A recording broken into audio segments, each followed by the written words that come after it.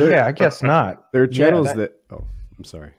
Hey, go ahead. There are channels that that do that rebuild thing with Teslas, which I think is interesting. Correct. Because it's a different skill set, and to me, it's a very uncommon skill set. There are lots of guys who've learned about motors and transmissions and drivetrains, generations passed on, but how exactly you put a multimeter on a Tesla and get it to do things again is weird. So I like watching them fumble their way through it sometimes. Yeah, and it seems like I don't remember the specifics, but it's like Tesla doesn't like you to do that, and you're voiding all of the warranties.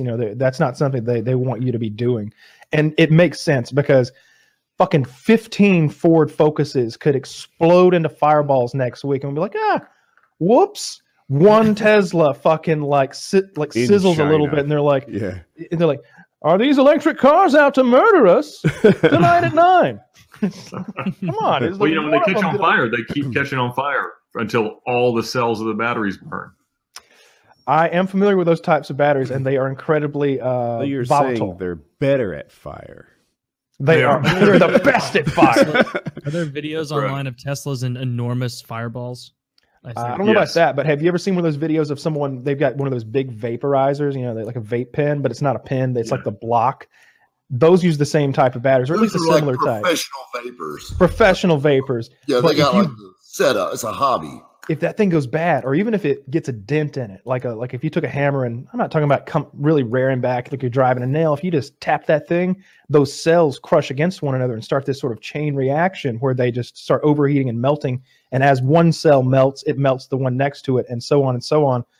And it creates this incredibly intense fireball in your fucking pocket. It's crazy to see. We used to fuck with those batteries a lot, just blowing them up and just having fun with them. They're scary. And if you're a fire department and you put water on it, it gets real bad real fast. Yeah, water does not work on that. No. But water makes it worse. Smoking was dangerous. I'm just saying. Yeah, water makes I've never had a Marlboro blow up on me. Why does water make it worse? Like, I get it with grease, how it spreads the flammable material and it does a weird thing. It's electricity. Right. But I just thought it would have maybe no impact. It would continue to burn. That must be, I don't know. I'll have to look into it. It just keeps going. Right. I've seen a bunch of different instances. Like we had those, remember those things they called hoverboards that were real popular that didn't hover at all? Like sideways skateboards. Yeah, Richard Bryan was doing a video, one of those, where he was like shooting through the spokes of it with a machine gun, and we were out in the desert doing this, and it was terrifying to see just how much explosive, I guess, you're riding along on a daily basis when you're riding in on one of those hoverboards. It was terrifying to see it go off. They burned houses down. Oh yeah. Oh, it would have absolutely burned a house down. It was crazy. It burns like thermite. Hoverboard exploding compilation.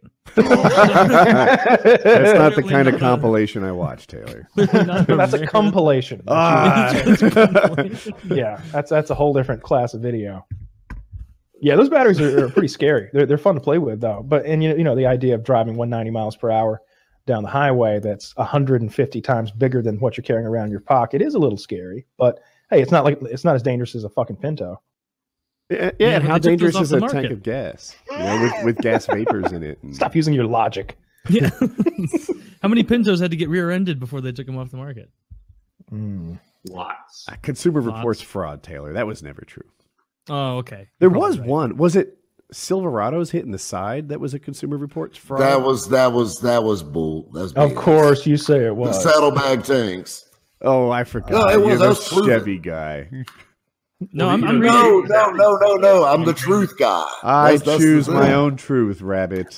I do prefer Chevrolets. like Dad would buy a new Chevrolet pickup like every 3 years or something like that since like the 80s or something like that.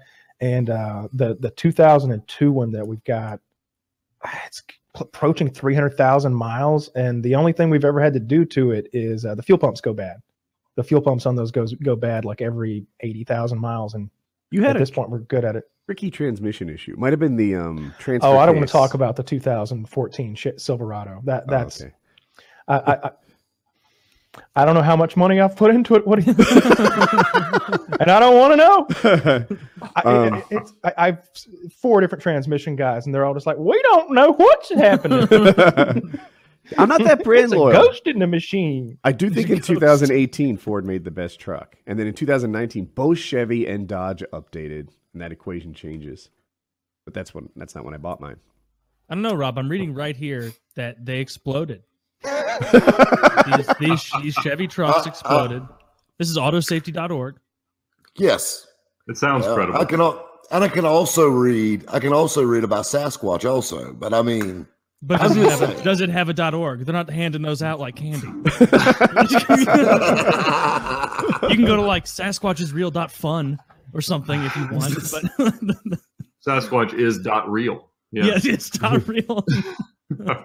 I worked with the guy that sold the Audi in the 80s that got the unintended acceleration lawsuit. He worked at Lamborghini Atlanta with me for a while, and he had sold the one. Like if you shifted from, I guess, park into drive, it would go through reverse, and if you didn't have your foot on the brake, it would catch in reverse and launch itself backwards. Oh, and so that's why all Audis have a light when you're in park that has a foot on a brake, that to remind you now that you have to put your foot on the brake to shift it out of park, because it drove through some guy's living room wall. There has to be a better solution than an idiot light. Like people are getting hurt. Better put a light. I heard that Lexus did find a better solution, that when the parking sensors come on, the backup camera and the front camera that they have start recording. So it saved them millions and tens of millions of dollars in lawsuits, because it goes to some black box that the consumer can't catch, but it records the last seconds of an accident if it happens and proves like it wasn't their fault. Because they had a similar lawsuit at some point of, don't you have to hold the brake to take it out of park? Or is that not how it works? Maybe I just do that out of habit. Yeah, I always hold the brake to take it out of park. You do have a lockout. So are they holding the brake, getting it out of park, getting it into reverse, getting off the brake, and then going to drive? I believe in the 80s they didn't have lockouts. So you could just move the gear shift freely and it would catch in the first thing it got to, which is reverse on its way to drive. And it would go into an attention getter. That's what that is. That's right. That's right. Get the attention of your body, man.